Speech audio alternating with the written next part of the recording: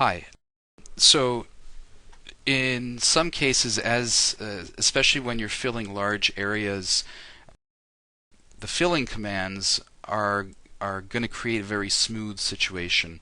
This might not look smooth right now, but if I turn off my edges, you can see it actually looks like a lava flow almost that's just sort of seeping out here, and it really doesn't look very much like the surrounding original mesh. So I might want to clean this up a little bit, or at least make it look closer to what I originally had, which means adding a little bit of noise to this. And there's a very manual way that you can use to do that, and it's found under the Sculpt tool.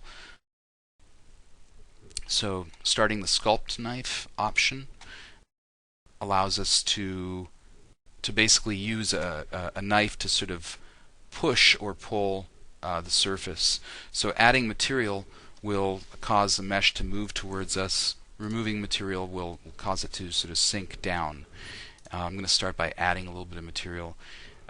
So just very briefly, if I were to left click right now, you can see that there's a preview showing me what I'm actually adding. The preview is never as strong as the final result, so when I release the button, it's actually not quite that radical. But that's the idea, that you're actually pulling this mesh up a little bit. You do have the option to change your width. So the area that you're selecting, you can see the circle preview right now. It's a fairly small area. I could bump that up quite a bit. Maybe go to 2.2 for instance, and you'll notice that you won't see a change in your preview. You actually have to move the smoothness bar back and forth a few times to then get the effect to happen, and that's a huge area of influence right now. So maybe I'd take that down a notch. And again, I think this is a bug, but I'm not sure, but I have to actually move it in order to get it to do its thing. So this is quite subtle right now. I'm actually going to take this down, maybe back down to something like that. So it's not very aggressive. I could change the sharpness, so going up to something that's sharper will create something that does give me a little bit more texture to it. And the smoothness as well will affect that. So using a higher value for your smoothness will end up smoothing it out more as opposed to making it sharper like this. So this is a way to add a little bit of something to the surface to get it to start blending into the other areas. It's a little bit tedious, but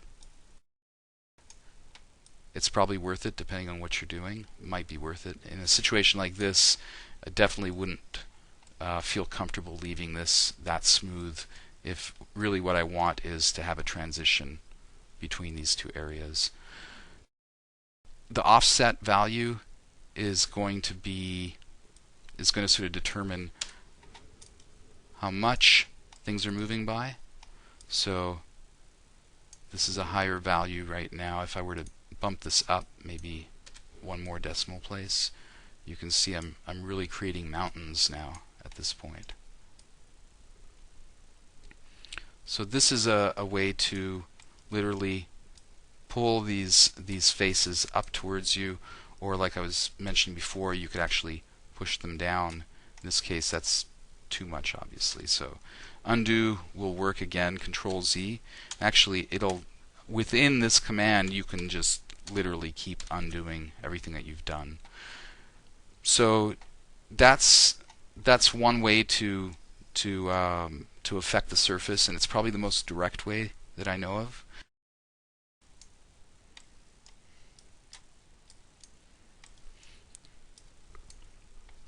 And this might even be a situation where, depending on how clean you wanted to get the transition, you might even decide to go in here and select an area, judiciously obviously get rid of it, and then try and fill that to take advantage of some of these options. So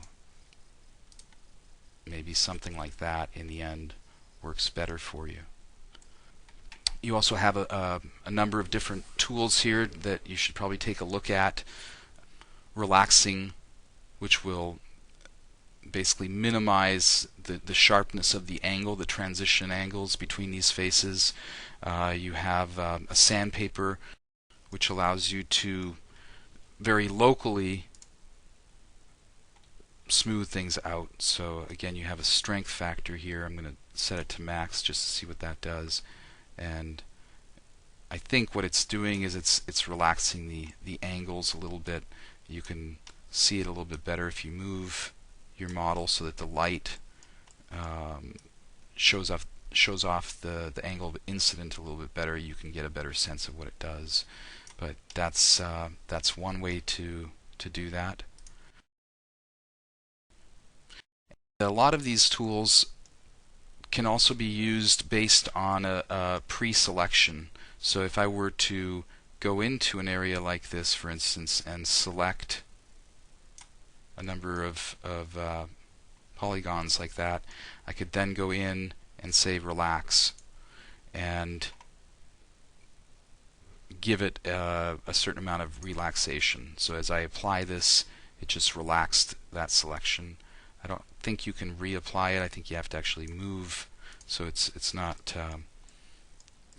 doesn't reiterate, but that allows you to select certain areas of your model that you might want to have relaxed or smoothed out.